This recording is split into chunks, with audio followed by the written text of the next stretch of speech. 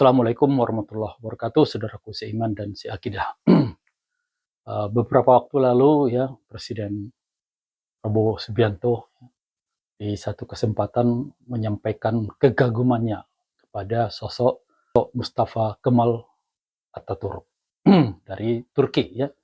Apakah patut atau apakah ada yang kita kagumi dari sosok Mustafa Kemal ini ya?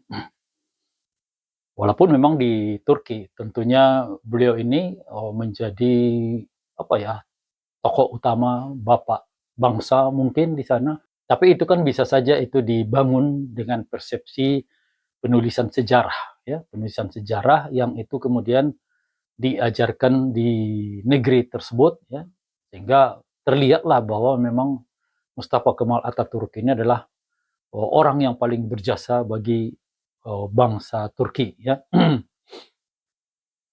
Tapi ketika kita melihat dari fakta, ya, fakta sejarah, ya, yang pertama adalah Mustafa Kemal Atatürk ini adalah agennya Inggris, ya, di mana Inggris itu adalah negara negara di Eropa yang punya keinginan untuk menghancurkan ya, pemerintahan kekhilafahan Utsmani yang berpusat di Turki dan mempunyai luas wilayah yang sangat luas ya, mulai dari Maroko ya hingga Merauke, luas sekali ya wilayahnya itu. Dan ini merupakan tujuan atau cita-cita dari bangsa-bangsa di Eropa saat itu untuk menghancurkan kekuatan kekhilafahan ini, yaitu kekuatan kaum Muslim ya. Sehingga kemudian ancaman yang pernah mereka rasakan di saat kaum Muslim itu bisa menaklukkan Konstantinopel dan kemudian pasukannya sudah sampai ke Austria ya, dari pintu belakangnya Eropa, tinggal beberapa langkah lagi untuk bisa menaklukkan Eropa ya. Dan tentu ini menjadi concern paling utama dari Eropa untuk memastikan bahwa mereka itu sampai kapanpun tidak bisa lagi ditaklukkan, tidak ada lagi ancaman ya, tidak ada lagi ancaman yang sangat serius dari kaum Muslim kepada mereka ya. Tapi untuk itu mereka tidak berani untuk mengambil langkah militer untuk berhadapan langsung dengan Khilafah Utsmani ya. Dalam artian menyerang langsung ya, karena mereka paham ketika mereka menyerang pusat kepemimpinan kaum Muslim itu, maka seluruh wilayah kaum Muslim itu akan bersatu untuk mempertahankannya. Maka kemudian mereka mengambil langkah ini ya, langkah merekrut anak-anak muda ya dari Turki yang kemudian mereka jadikan sebagai agen mereka untuk menciptakan gejolak di tengah pemerintahan Turki. Dan itulah ya, salah satunya itu adalah yang paling menonjol itu adalah ya Mustafa Kemal ya. Sehingga kita melihat di sini bahwa Mustafa Kemal ini ada agen dari musuh ya, musuh dari orang Turki sebenarnya ya, yang disusupkan ke dalam negeri untuk menghancurkan pondasi negeri ya, sehingga kemudian menjadi terwujudlah keinginan dari Barat untuk melemahkan kaum Muslim ya, dengan memecah belah seluruh wilayah yang saat tadinya menyatu itu menjadi berbagai negeri-negeri kecil ya, negara-negara kecil. Dan itulah Kemal Atatürk ya.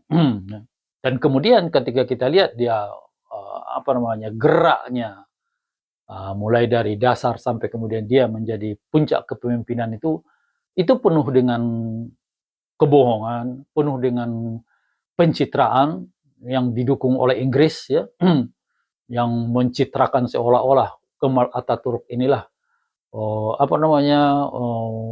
yang menyelamatkan Turki dari kehancuran ya, dari kehancuran. Padahal itu kan opini sepihak ya, yang disebarkan oleh Inggris melewati agen-agen mereka, ya. Sehingga kemudian di masa itu, ya, di masa dulu itu informasi itu sangat terbatas, ya, untuk bisa disampaikan kepada masyarakat, ya.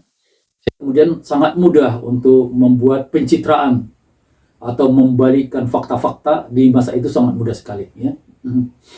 Hal buruk bisa dibuat menjadi bagus, ya, karena untuk recheck, ya, untuk memeriksanya itu tidak ada kemampuan dari rakyat karena mereka tidak punya akses untuk itu, ya. Sehingga dipoleslah si Kemal Atatürk ini sehingga menjadi seorang yang dianggap dicitrakan itu menjadi adalah seorang penyelamat bangsa Turki di kala itu, ya. Dan kemudian dengan fitnahnya yang disebar, ya, olehnya dan kelompoknya itu, mereka memfitnah bahwa ini tadi kekhilafahan, bentuk kekhilafahan yang terjadi di Turki itu adalah pangkal bencana yang akan membahayakan rakyat Turki, gitu, ya. Jadi di mana di sini kita kemudian muncul rasa kagum, ya. Aneh sekali kalau kita muncul rasa kagum kepada sosok yang penuh dengan tipu daya, yang penuh dengan pencitraan, bahkan kalau kita melihat fakta sejarahnya, untuk mencapai puncak untuk bisa menjadi pemimpin di Turki itu, Kemal Atatürk itu tidak segan-segan melakukan praktek-praktek yang yang mengerikan, ya. Bahkan membunuhi lawan-lawannya yang dianggapnya akan menghalanginya untuk bisa mencapai tampuk kekuasaan, ya. Berapa orang dari kalangan tokoh-tokoh di Turki yang pada waktu itu masih loyal kepada khalifah itu dibunuh, ya, oleh Mustafa Kemal dan agen-agennya dan kelompoknya, ya. Jadi dia itu sampai ke puncak itu adalah penuh dengan ini, ya, langkah-langkah yang buruk, ya, untuk mencapai kekuasaannya itu. Kemudian ketika kita melihat dari hasil, ya, apa yang hasil yang didapatkannya, ya. Dulu Turki itu menjadi pusat pemerintahan yang luas, wilayahnya itu sangat luas sekali, ya. Mungkin 20 atau 30 kali luas Turki saat ini, ya. Tapi sekarang Turki itu ya hanya itu wilayah Turki yang kita kenal saat ini, ya.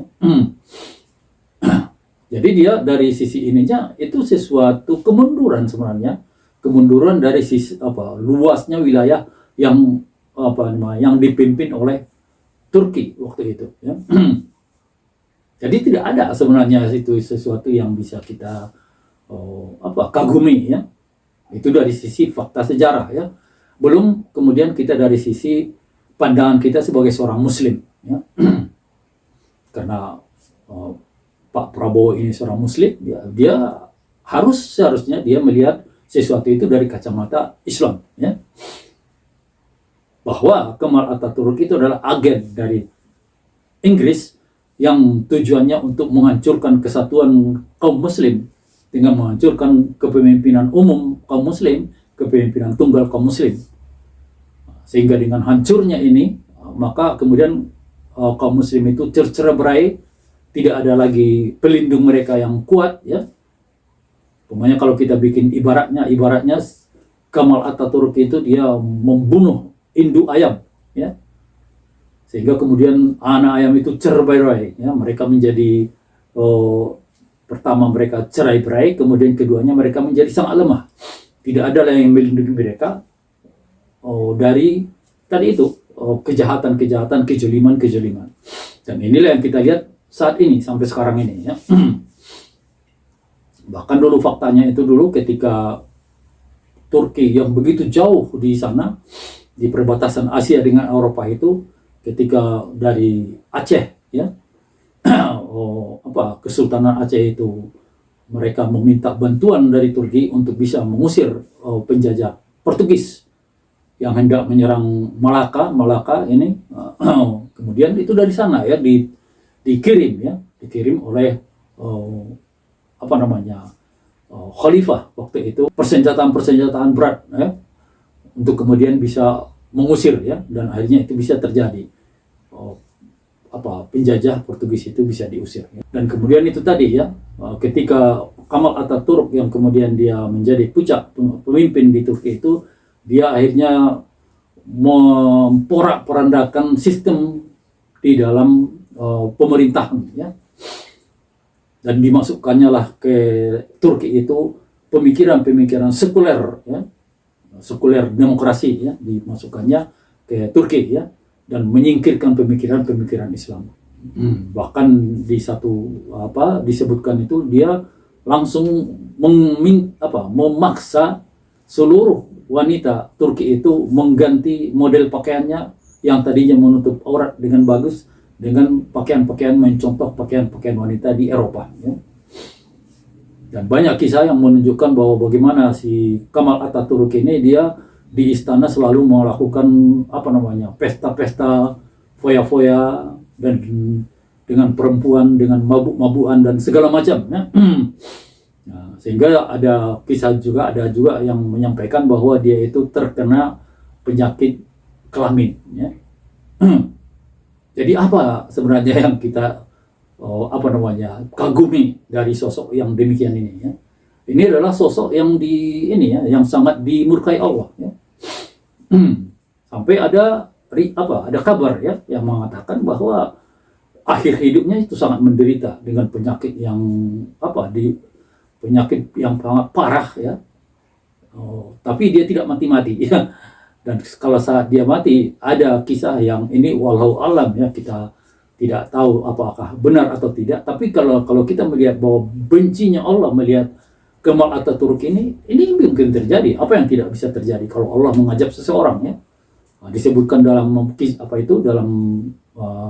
di situ bahwa jenazah dari Kemal Atatürk ini tidak bisa diterima tanah, ya.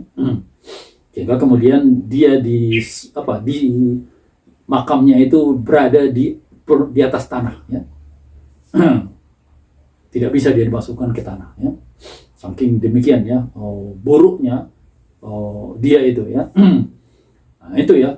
Jadi aneh sekali kalau kita sebagai seorang muslim, apalagi dia pemimpin, ya.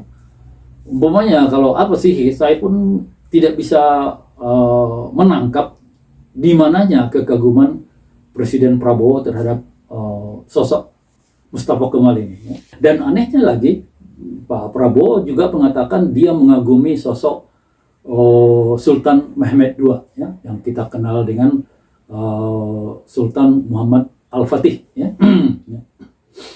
Yang itu dia penakluk, ya, dia seorang panglima sekalian panglima Muslim yang membawa pasukan Muslim menaklukkan Konstantinopel dan maju terus sampai dia ke Austria pasukannya. Sayangnya di saat itu kemudian dia wafat, ya. Meninggal dunia karena sakit, ya, sehingga kemudian terhentilah gerak dari pasukannya Muhammad Al-Fatih, ya. Kalau dia tidak terhenti mungkin Eropa itu bisa ditaklukkannya, ya. Jadi ini, ya, kalau yang satu ini benar dia terlihat, dan anehnya kalau umpamanya si Mustafa Kemal ini hidup dengan perilakunya yang seperti ini di masa Sultan Muhammad Al-Fatih, ini pasti akan langsung dibunuh oleh Muhammad Al-Fatih, ya. Jadi bagaimana kita kagum pada dua sosok itu bertentangan sama sekali. Absurd sebenarnya model model kita sandaran kita untuk kagum itu sangat absurd, ya. Seolah-olah kita nggak paham tentang fakta, nggak paham tentang sejarah dan lain-lain, ya. Nah, sehingga kagum sini, kagum sana, gitu aja, you know? Jadi saudara-saudaraku, berpikirlah dengan cerdas. Assalamualaikum warahmatullahi wabarakatuh.